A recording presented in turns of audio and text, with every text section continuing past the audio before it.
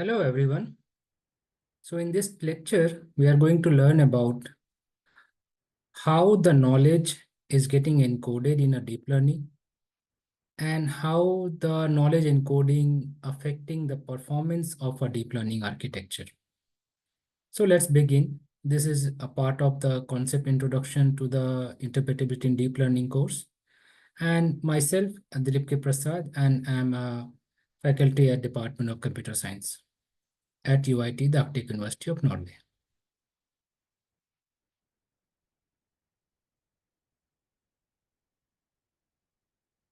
For the session, the course introduction, the concept introduction, and then there will be other lecture we are going to have on module T, module 3, 4, and 5 from 7th August, 8th, and 9th August. So we are doing it before those deeper concept begins in the coming days. So before you have seen the two lectures like unveiling the black box problem and also tracing the evolution of interpretability and explainability, where Alexander and Ayush have talked about the concept regarding it. In this today lecture, I will be talking that how the knowledge and performance are getting trade-off or not trade-off and why the need of explainability is there. So we will discuss the challenges of and limitation of traditional technique and some introduction of neural network and forward propagation, backward propagation, and gradient descent, and model validation and how the learning curve and evaluation is going to happen. So let's begin with the difference between a traditional method. Like as you see, the traditional method where what used to happen that features are being extracted and that is going to be passed from the feature subset will be selected, and there are various kinds of traditional methods where they're like artificial neural network, NFIS, fuzzy inference system, support vector machine, random forest decision tree.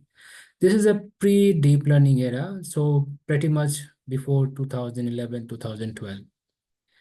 Now there comes the set of neural network methods or models where the need of feature processing or feature extraction or feature engineering was not needed, where the model is generating the feature itself and those features are going forward and then the learning is happening. Both the classical method and the deep learning method, the objectives are either regression problem or classification problem, forecasting, to predict, to detect something. So that was the thing. Now let's see how these methods relate to the human. Like if we see from the traditional machine learning, it was where the knowledge was encoded, where human were doing feature engineering, finding that what kind of feature are giving a better output. Simple feature like gradient or simple feature like differentiation or histogram or many other kind of feature where human compatible knowledge encoding was encoded. Now, if we see the performance of traditional neural network methods or AI methods, the performance were not good. Then there comes the neural network where it is generating, or deep learning method, it is generating the feature itself, but the performance is quite considerably good. And that's how we see the decade of advancement in the field of AI. And so the AI is currently the very hot topic. Now we saw that human compatible knowledge encoding is giving the lower performance while automatic feature generation by AI method or method models is giving the better performance. So will there be a trade-off between two, that can human knowledge be there as well as performance be there? So how do human do this? Let's see. In the human structures, how does it encoded or how is it in our own brain? So this is a brain structure. In the brain structure, if we see this particular is a eye from where the data is going. And after it is reaching to the LGN, which is our primary area of, or some people say that consciousness exists somewhere here. And then this train of data or bus of data is going to the backside, which is a visual cortex is there. And practically, this is the area in the back of our head where the interpretation of images, what we are seeing from our eye is happening. Going forward, how is it related? So scientists, what they have done, they have taken the tissue section of our human brain, so like cortex, the vertical slice. And what they found that our brain tissues are also arranged in a pretty much layer kind of structures. And this is a bit simplified version, and where deep neural network type of thing is present. And but this is not as abstract as AI. So if you see that each individual unit as a neuron, and we see that there are many layers are there, and then and there are different types of neurons are there. So taking this insight from the human tissue, the scientists in the computer science or the people who were doing research in machine learning, they started designing the neural network as per the how the human brain structures are there, where different types of neurons and different layers are there, and connection and interconnection are there. So how the human visual cortex is practically located? If you see, there are multiple neurons are there, and those neurons are getting connected to another neuron.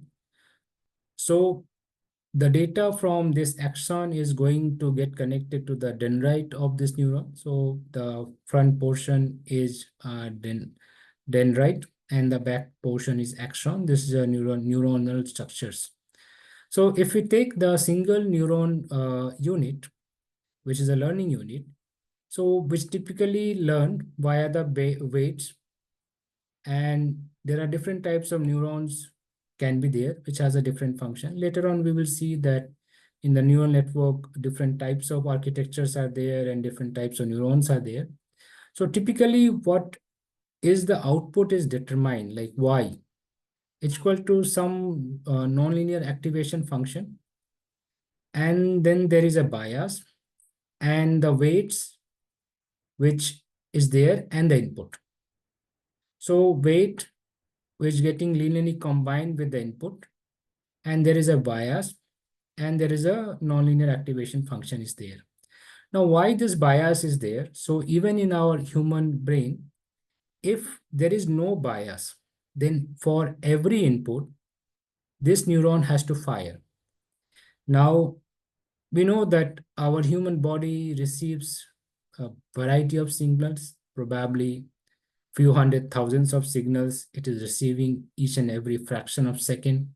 And for every small changes or every small data it is receiving, even the data coming from our heart rate, our own heart rate is beating, then our brain is going to get excited and excited and excited. So it is going to be a kind of circuit which is always in the excited state. So it will be a useless, nothing is going to happen. So in our own brain structure also, in the neuron also, there are bias are there that beyond a certain threshold, if the electrical signal is coming in the neuron, then the signal is going to get fired. So similarly, the scientists design the neurons with similar insight that there will be a bias, and this bias can be negative, can be positive. And by summing up this bias with the linear combination of the input and the weights, this activation function here is going to decide how the output is going to come out. So output means whether the signal is going to get transmitted and how much it is going to get transmitted. So with this basic foundation knowledge, let's move forward. So the very basic artificial neural network is perceptron. And perceptron where different inputs are coming to one particular neuronal unit, and they are connected with variety of weights, and where a bias is there. So if linear combination of these weights, which is indicated by summation, it bypasses the bias value, then the output function will be determined based on the activation function. So now this activation function is placed before this. So this activation function can be a variety of activation function. And we see this is how the artificial neural network is designed. So when someone say that what is there in artificial neural network or a deep learning, so there should be one input layer, there is one hidden layer, and there are output layers. So you see the inputs are connected with the hidden layer, and there are biases, and then there is an activation function, and then output are there. Now this activation function can be a variety of types, like sigmoid type 1 by 1 plus e to the power minus g. And later we will see one example of applying the sigmoid activation function on the uh, feed forward network and how the back propagation happening. Or we can use an activation function which is of tanh type, or activation linear unit type, or leaky activation linear unit type. So, and there are many other types of activation functions are there. Typically, the neural network started where people started using sigmoid function, and there are variety of other activation functions are there. So if we go by the there are architecture of artificial neural networks. So over the last 40 years, 45 years, the variety of development in the artificial neural network has happened. What started with multi-perceptron network. Later on, we got to see the recurrent neural network in 90s, uh, which is an LSTM, and then in 2010, we saw the implementation of convolution neural network. We have seen the convolution network first architecture, which was not been implemented in 1988, 89 by LeCun and others. And then there was autoencoder and decoder network, and then adversarial network. So as time progresses, we see that the complexity of the network is rising. So if we see the multi-perceptron network where typically 2 to 10 neurons are there, so you can call it 10 parameters and one bias, so 11 parameter or 12 bias we are learning. As we come to the convolution network, the number of parameters increased to millions. And then now in the large language model, we talk about billions and trillions of parameters. So complexity of the network has risen. So the ability of this network or understanding the concept of a particular problem, the network started learning better and better and better.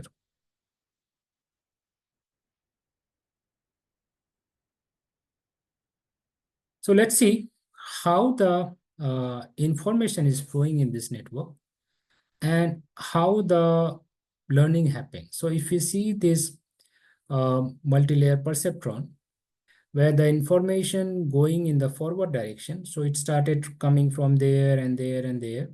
So here the error is getting calculated, and that error is getting propagated backwards, and which is getting learned in this network nodes with the weights. So flow of information happening forward direction for multi-layer perceptron MLP, and the flow of learning happening in the backward direction. So that was a typical MLP. So now what happening in the recurrent neural network? So recurrent neural network has a very interesting architecture where there are recurrent units are there, and they are connected with other recurrent units. So each of these units are recurrent unit and they are connected with other recurrent unit where the knowledge encoding is happening in this hidden layer. So here the flow of information happen from this direction to this direction. The learning will happen in this direction, but the knowledge is flowing in towards this direction. So the more and more nodes are there in recurrent unit, has the ability to gather more and more knowledge depending on how the domain or the problems space is. So with next we see the how the flow of information and flow of learning is encoded.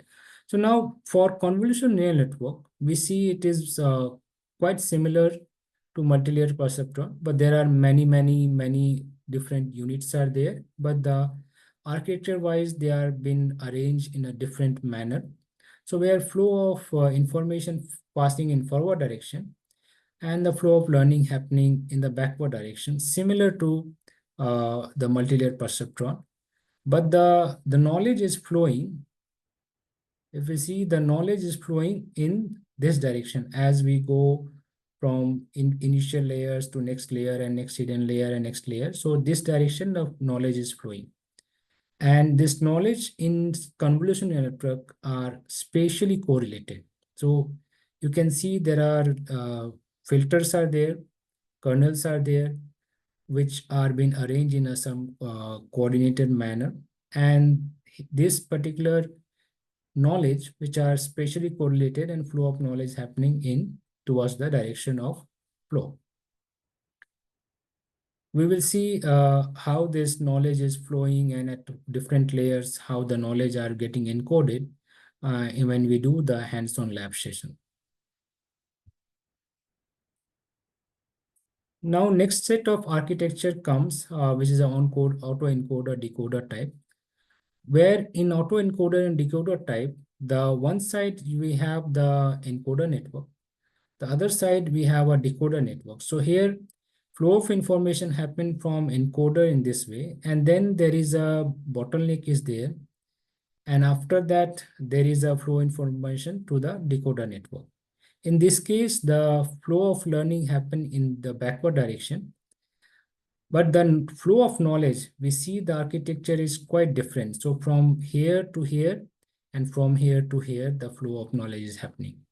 So it is basically connected in the center and the knowledge is going this direction.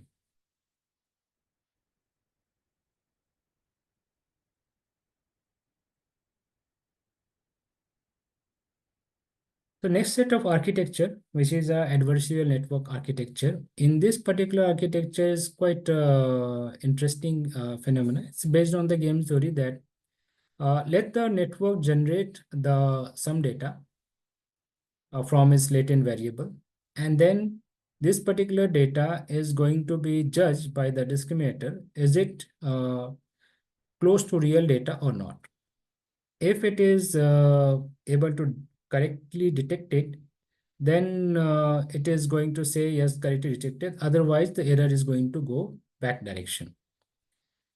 So in this particular case, the flow of information happening in the forward direction, but the flow of learning happening in this T characters, like one is going to the discriminator, other is going to the generator. And the knowledge is present in this discriminator. So discriminator contains the knowledge of this learning, while the learning is happening in the discriminator as well as the generator direction. So let's see with an example with the simple MLP or neural network architecture, how the information is going and how the learning is happening. So if we see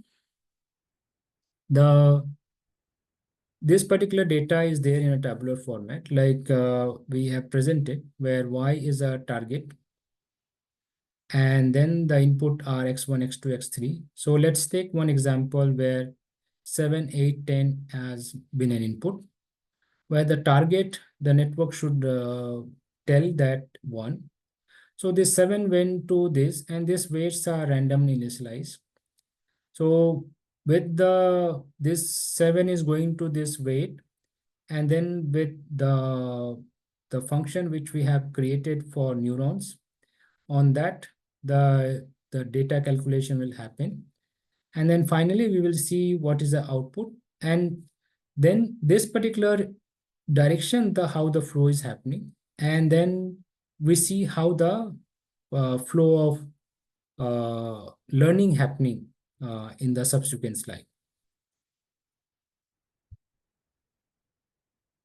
So if this was the given data, let's say 7, 8, 10, and this 7, 8, 10 data went to as an input. Now we will calculate, let's say, first node. So this node is being calculated where 7 multiplied by this weight. Remember WX, then 8 multiplied by this weight 0.44, and then this 10 multiplied by the weight 0.01. And then there is a bias is there, which is 0.08. And after this, the calculation happened at this layer. And with the bias subtraction, finally we got the node has 0.75. And on this particular 0.705, the activation function, the sigmoid activation function is applied. And finally, we got the value 0.669. Now, this 0.669 need to be, has been calculated here. Then the next node also the data will be calculated. And the next node and the next node. And finally, all this data will be summarized or linearly combined to get the final output, which is 0.521. But now this 0.521 is far away from the expected output 1 or prediction 1. So this particular error or mistake need to be learned. So the network need to be told that this is an error. Now, in the next instance, this error need to be corrected. So this particular source of error with some cost function is going to be used so that the network will be guided to learn it. And this is a simple loss function, y minus y hat with this modulus square. And the L is going to be calculated, which is 0.229. Now this particular value, if we do for each and every data, we know that this particular data need to be learned. Now, if we backpropagate this particular data, then the network can learn it properly. Now, if we do for each and every small value, each and every data, then every small change in the parameter, the network will learn, and this can give it to, we can calculate this change via the operator differential of L with the weight parameter for that particular instance where we are calculating W1 by 11. Now, if we do it for each and every thing, the amount of error is going to happen for every data. So we can do it for every parameter, or we can use the chain rule of mathematics. By using the chain rule of mathematics, we can count the variable, how to transfer this particular error to the back node. So every node can learn. So next time it is going to give a better prediction. Now, this is how the error can be backpropagated all the way from the here to all the way back. Now, this particular way, every instance we can backpropagate, or we can, but if you do every instance, it can make the data very sensitive, because for one case, it is going to say, subtract the weight. The other instance, it can say add the weight. So this can make network very unstable, and the learning will be very slow, and it will take long time. So interesting way people came up that can we do the batching. So by using the batch compute on several data, we can propagate the error of the batch so that we can learn it better. Now, how to update it? We saw for one instance, we can calculate del L by del W1 by 1. Now for batch data, how to do the propagation. So then comes the optimization technique. Like, so using this optimization technique, we can do the batching as well as the propagation of error, where the flow of information happening in the forward direction and learning can happen in the backward and with the good speed as well. So now for backpropagation, when we talk about the gradient descent kind of method is a basic method where we can we can use the gradient descent and where we just need to update the W111 so that the L we get is a small. Now, to make the network stable, so we can design the error function of a convex type with respect to W111.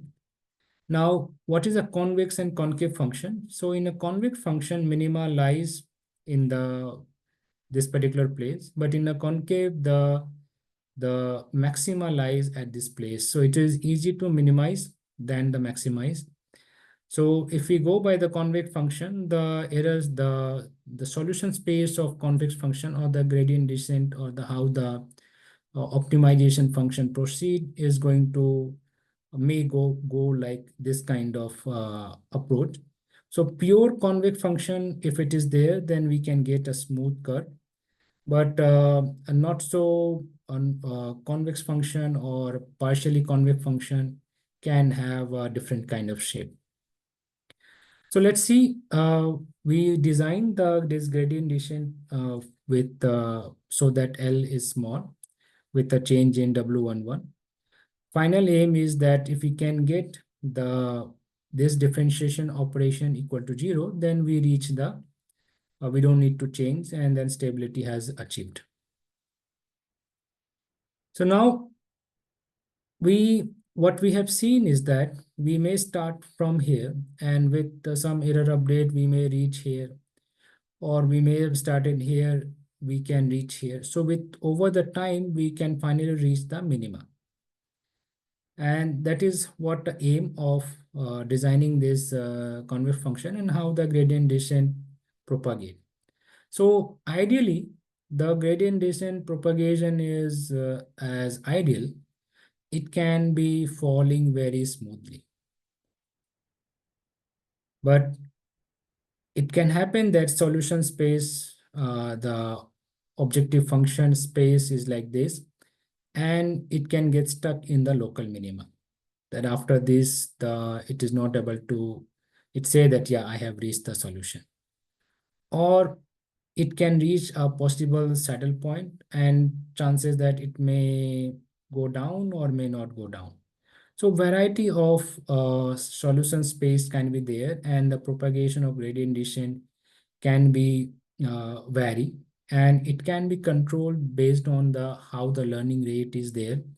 So if we take the very low learning rate, it can take more number of iteration and it can smoothly go and may reach but if we take the very high learning rate, then from here it can go, the solution space can come here, then from here can go back.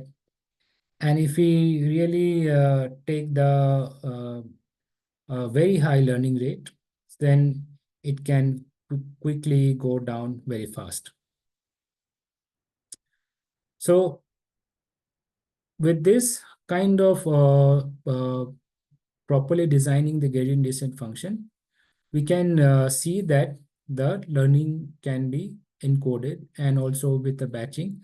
And that's what the advantage which the modern deep learning method got, that they are able to do this training process faster and updating of variety of neurons and nodes in a batch way, so that each and every change they don't have to take care. The whole batch change they are taking into consideration.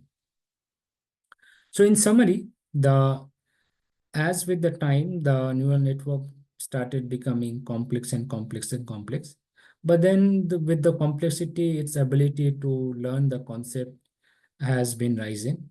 But as it became more complex and complex, it is getting very difficult to understand the network, why they are doing so. The knowledge are getting more abstract way, which is going far away from human ability to comprehend. So in the subsequent, we will see that how we can explain the how this neural network or deep learning are learning in the subsequent lecture. So what we saw that in the typical neural network, the flow of information happen in the forward pass and the flow of learning happen in the backward pass. And we saw that how the backpropagation happen, how we learn about the loss function and how loss function changes with the parameter, and how the batching or optimization parameter update can happen. And one of the optimization approach, gradient descent, we saw. With this, I would like to say thank you that uh, the knowledge versus performance, we know that with in order to include too much knowledge, the performance can go down, or in order to be more closer to human, the performance can go down. But by encoding things in a more abstract way and network becoming complex, the knowledge encoding is happening. And let's see in the future lectures whether these networks are really learning the knowledge and how they're learning the knowledge. So with this, I would like to say thank you and see you in the physical session during the coming summer school. Thank you. Bye-bye.